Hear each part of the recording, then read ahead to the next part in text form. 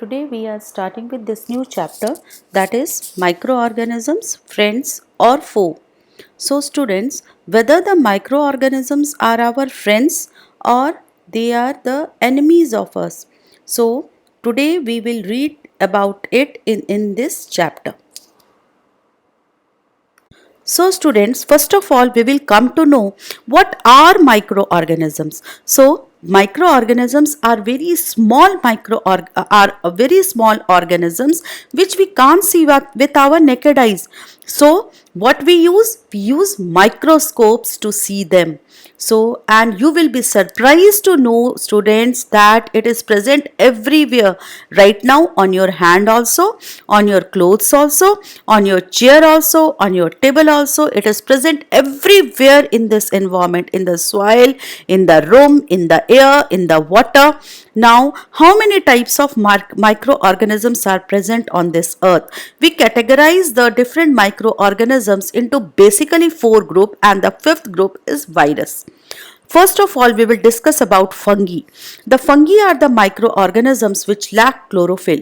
So, if they don't have the chlorophyll, they are unable to do the photosynthesis. Hence, they depend upon the other organisms for their food. The most common example which you know about the fungi is the bread mold. The bread mold which develops over the bread. Then penicillin, aspergillus, and now coming to algae. Algae are those microorganisms which have chlorophyll. If they have chlorophyll, it means they can do photosynthesis. The example which you know about algae is Spirogyra.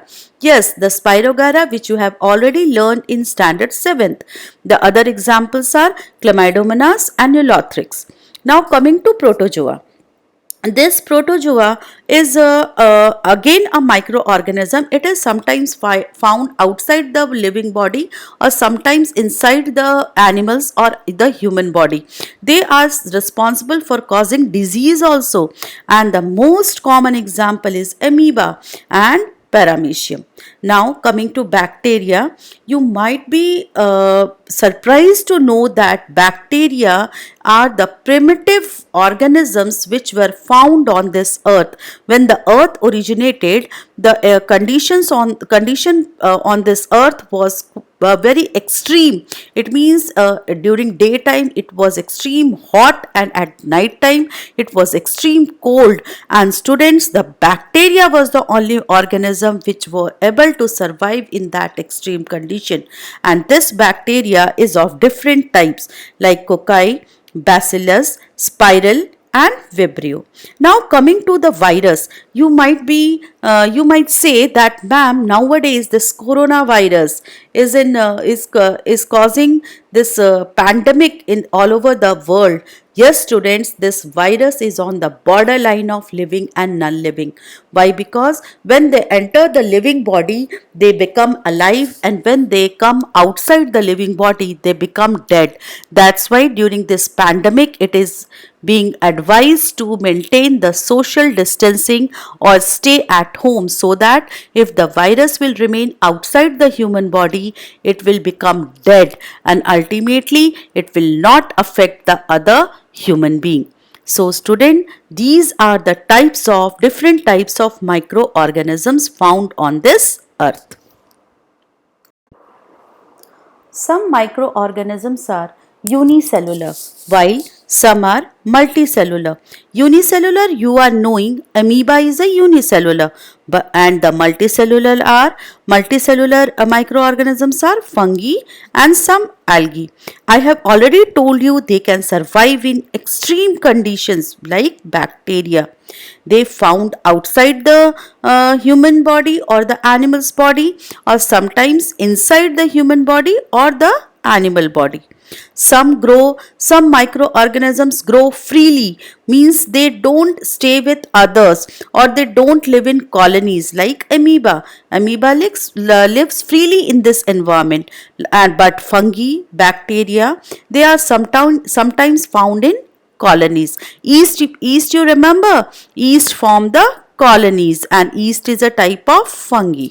So, or now we will discuss about how microorganisms are helpful to us.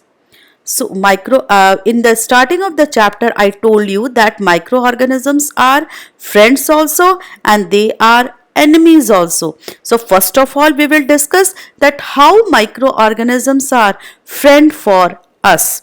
First of all, we are coming to the first use of microorganism is making of curd and bread. This lactobacillus bacteria converts the milk into curd.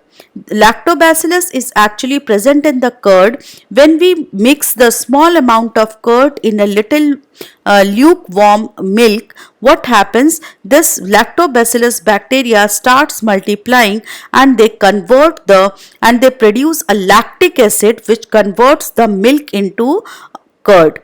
Now this microorganism also help us in making cheese, pickles, idlis, and bhatura, etc.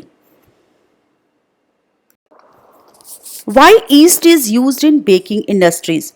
Yeast reproduces rapidly and produces carbon dioxide during respiration. The bubbles of carbon dioxide gas fill the dough and increases its volume. And that's why the yeast is used in the baking industry. Now coming to the commercial use of microorganism. These microorganisms are used in making wine, alcohol and acetic acid. What happened actually? The yeast is grown on the natural sugars like barley and wheat. The sugar which is present in that barley and wheat gets converted into alcohol, and this process of conversion is called fermentation. Sometimes the pulp of fruits are also used for this process of fermentation. Now coming to the medicinal use of microorganisms. The antibiotics, in the name you might be aware of, actually it kills or stop the growth of disease causing microorganisms which are present inside our body. The names are streptomycin, tetracycline, etc. Now it is used in the animals also. How they are given to the animals? Actually, these antibiotics are mixed into their feeds, and then it is given to the animals, and in this way their disease is being cured. Now, some precautions must be taken while taking the antibiotics. This antibiotics must be taken on the advice of qualified doctors only. And whatever the course is being prescribed by the doctor, you must have to complete it. Otherwise, this overdose of antibiotics may kill the beneficial bacteria, good bacteria which is present in your body. Here are some examples of antibiotic. This is penicillin. One of this is penicillin, and one example of antibiotic tablet. In 1929 students, Alexander Fleming was working on a culture of disease-causing bacteria.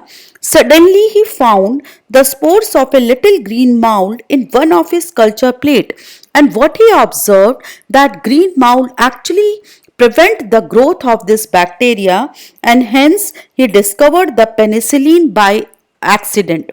And now coming to the vaccine. You might be knowing that Edward Jenner discovered the vaccine for smallpox in 1798. But what are vaccines? Vaccines are actually made up of dead and weakened microorganisms. They are inserted in the human body during the childhood age or an infant. Why? Because our body will produce the antibodies in against of that. Antibodies are actually the soldiers which will fight with those microorganisms whenever they will enter in our body in some future time. So these vaccines help us in future also whenever those microorganisms will enter our body. Now, how these vaccines are formed and how it works. I have already told you that these vaccines are formed from the dead and weakened microbes, and they produce the antibodies in our body, and these antibodies work throughout our life. Examples are cholera, tuberculosis, hepatitis. Now, the next use of microorganism, that is increasing soil fertility. The rhizobium bacteria, you are quite aware with these names, rhizobium bacteria, blue-green algae, which helps in fixing the nitrogen in the soil in the form of nitrate, which is easily soluble in water and can be taken by the plants easily. Here are some of the example like blue-green algae, and you are seeing one leguminous plant over here in which the root nodules are present where this rhizobium bacteria is found. Now coming to the next use of this microorganism, cleaning the environment. You are quite aware of this word decomposers. These decomposers helps in cleaning the environment. They convert the biodegradable waste into manure, and thus it helps in cleaning the environment. And the examples here in this figure, you can see some of the examples of bacteria and fungi, because bacteria and fungi are the decomposers. Thank you, students.